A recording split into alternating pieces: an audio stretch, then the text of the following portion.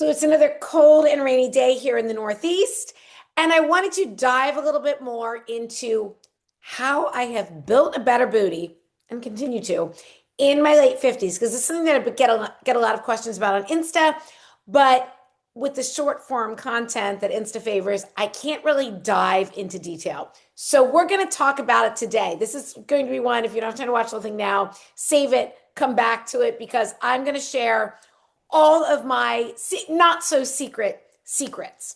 And something that really brought this home, hit home for me today, something came up in my Facebook memories. It was 6 years ago that I had this photo shoot in the forest wearing nothing but my panties. I posted them on my Insta and Facebook today.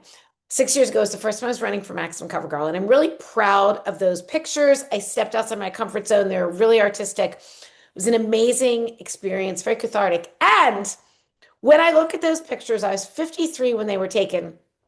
I'm in better shape now on every level, physically, mentally, emotionally, all of the things. But there I was, just in cheeky panties in the woods. You can see my little booty, and it is better today. My abs, huge, huge, huge difference. So, first of all, this goes to show that yes, you can build muscle post menopause. Yes, you can. And I want to share exactly how I did it, because there's no people who's like, oh, what's your workout? Tell me, like, nothing crazy. I haven't been to a gym in over a decade. So it's really protein, hilly walks, and simple resistance training. But let's talk about exactly what that means and all of the tweaks that I have made. So, I will say this, I will die on this hill. If you want to improve your body composition, lose weight, have more energy, better mental clarity, look and feel amazing, prioritize protein and produce. Eat real food. Build your meals around high quality, protein dense foods. We're talking lean beef, fish, poultry, eggs, some of the high protein dairy like cottage cheese and Greek yogurt. Fill in with colorful fruits and veggies. So instead of the giant big ass salad with itsy bitsy pieces of chicken on top, like small salad, double portion of protein. Always look to that, like building your meals around that high quality protein. Um, I'm not anti protein powders and things like that, but well, I am against some of them. Some of them are pure crap, but I'm saying start with real food. You don't need to spend money on shakes, pills, all of that stuff. Put real food in your body. And then the protein powder, stuff like that. Like I do supplement with collagen, absolutely. But they're just that, a supplement if you use them at all. So I, as I've gotten older and more into optimizing everything with my fitness, I aim for at least 1 gram of protein per pound of ideal body weight. And I consider myself to be at my ideal body weight. So for me personally, I'm aiming for always over 100, at least just over 100 grams of protein, high quality protein per day. But to be honest, most days I get much more than that. Now, I'm a very small boned woman. Um, and I find, I'm not saying you need to get more than 1 gram of protein per pound of ideal body weight, but I'm saying this is just working well for me. My body almost like craves it and asks for it. And I just feel so good eating more meat. And this is coming from someone who's a vegetarian, sometimes vegan for over 30 years, but I've been eating meat for over 15 years now. And just like, it's like the benefits just keep compounding. So 1 gram of protein per pound of ideal body weight each day, or maybe more. Build your meals that way. What does this look like? Um, for me, it's eggs boosted with more protein for breakfast just about every day. So adding additional egg whites or maybe some cottage cheese or my turkey sausage from my cookbooks, something like that.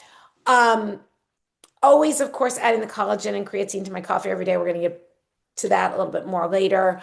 I'm not really looking to the collagen as the protein source, although it is, but I'm just looking at it for all of the benefits for my skin, nails, hair, and connective tissues. So it's going to help with your workouts. But other great, like I just build my meals around protein.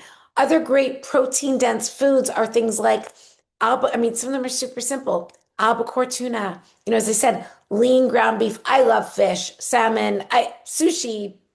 I could eat sushi every damn day. Um, I could live on like steak, sushi, and eggs, and I'd be the happiest girl in the world. Um, and then you fill in with the colorful fruits and veggies. And eating this way just makes everything in life easier, in my opinion, because the cravings go away. You don't want the crap. It is so much easier to build muscle. You're so satiated. Mental clarity is better. It's more steady energy. It's not that I mean, I don't get that and then crash from like the sugar and the carbs. It's just more of a steady, solid type of energy. So that's the first thing I'd recommend when you're looking to put on muscle and improve your body composition. Start with what you're putting into your body because that's going to have the biggest impact. Then next, I've always been talking about walking. I mean, for the over 10 years that I've been on social media, I've always been talking about, did you get your steps in? Did you get your steps in? But that's something that I have been tweaking and improving. So I was aimed for years, I aimed for 10,000 steps a day. That's amazing. Back in 2024, I upped it to 15. And since then, I've been really looking at how can I make my walks even better. So I started building in hills in my every single day. Just in my neighborhood as my morning walk, I added in a few hills. They're nothing crazy, but I feel them. I feel those hills. And that's amazing for your glutes. So amazing.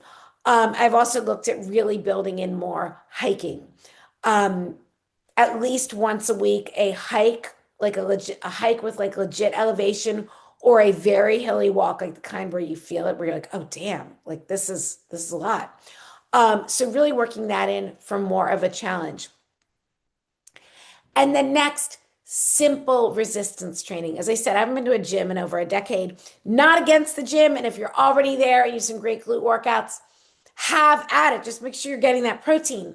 But for me, what it looks like is a simple workout that I do at home. Let me know if I should do a demo of the whole thing here on YouTube. Maybe I'll do that. We're talking 10 minutes. I do high steps on and off of a bench, some bridges, one-legged chair squats, that type of thing. Really simple. And again, because I'm eating the way I'm eating and I'm also not carrying excess body fat, I really see a difference in my muscle definition. And then some tweaks that I have made. I mentioned the collagen in my coffee. I've been doing that for well over 10 years. But more recently, I added creatine. So I put in 1 scoop of my vanilla collagen that I love. I'll drop the links in the caption. And more recently started adding also a 5 gram scoop of creatine. Just plain creatine monohydrate. Creatine has been known for the muscle benefits, like improving muscle strength. I mean, definitely I see more muscle definition for decades. Bodybuilders have used it. That's always kind of who I thought it was meant for. But more recent research shows the brain benefits of creatine. I was like, brain benefits? Well, now that's something I can really buy into. Um, so I started adding creatine for the brain benefits.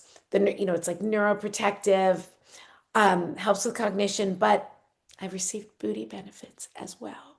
Like bonus booty benefits. Yes, please. So I will continue to take this creatine daily. Like it's really made a huge, huge difference. And another tweak that I've added that I've played with off and on for years, but recently committed to are my barefoot shoes from Paluva. So I started wearing my previous YouTube video is an interview with Brad Kearns and where we talked and went more into the science behind these. But basically, I started playing around with these barefoot shoes back in 2023. Love the idea of them. Always shied away from barefoot shoes because I just thought they weren't that cute. But Paluva came out with some much better like styling.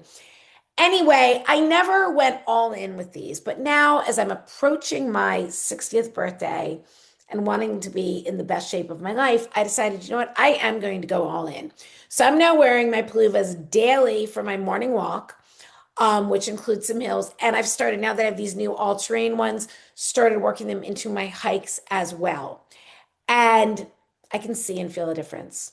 So many benefits to barefoot walking. I just did a video on that. I could definitely do more, but when it comes to your glutes, when it comes to building that booty, there's a really interesting connection between your big toe and your glutes. And there's something about being your big toe really needs to be able to move like independently of your other toes. So even the broader like footbed of some new shoes is not the same as the actual barefoot technology where your toes get to move independently. Sounds weird. If you ever told me that I'd be telling the world that your big toe needs to be able to move independently of the rest of your toes, I would have thought you're crazy. And I never, as someone who likes to wear the craziest ass heels and boots and all kinds of things, did I ever dream I would be talking about how great these are? No, but they are. Because you know what? Everything looks better when you've got a cute booty, when you've got a great body, everything feels better. I may not look like, I love how, the sun referred to me as a 5'1" fashionista. Today I'm rocking my Temple sweatshirt, as I said, cold and rainy, but I've decided to commit to these and I'm seeing a huge, huge difference. I'm going to drop a link to these in the caption as well. So anyway, that is really what I've done. I've increased the protein, just been super consistent with it, added more hills to my walks, simple resistance training, and then the creatine, the little kind of like sprinkles on the cupcake, so to speak, are the creatine and the barefoot shoes. And that has just taken everything to a whole new level. So thank you so much for watching. Drop any questions in the comments and I'll be back soon.